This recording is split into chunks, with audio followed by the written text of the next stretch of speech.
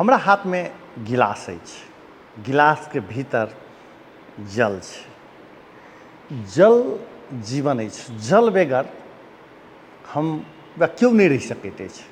प्राणी के जीवाक लेल जल चाहबे करी। फिर मौसम हिसाब से सेहो जल पीबाक चाही।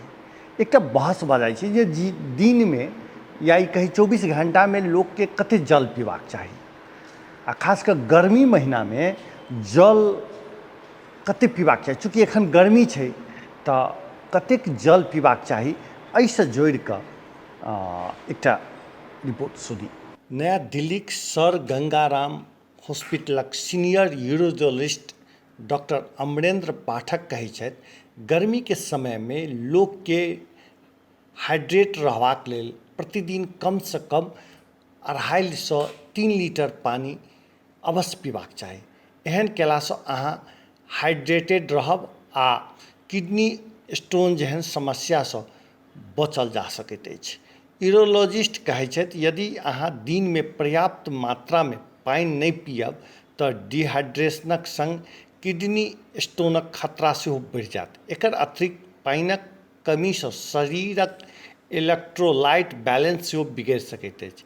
एहि सब चीजसँ बचबाक लेल लोकके बेसीसँ बेसी पानि पीबाक चाही।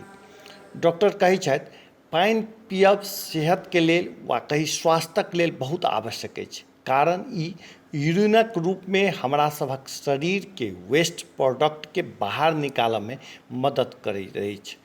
एहन में सब लोग के आवश्यक हिसाब से पानि पीबाक चाही।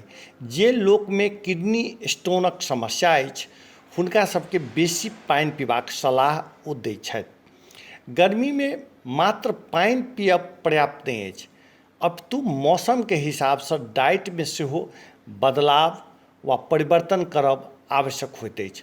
लोक के गर्मी में अपन डाइट में सेहो तरल पदार्थक बेसी प्रयोग करबाक चाही, जाहिसँ शरीर में फ्लूइडक मात्रा कंट्रोल रहै आ अहाँक स्वास्थ्य बढ़िआँ भऽ सकै।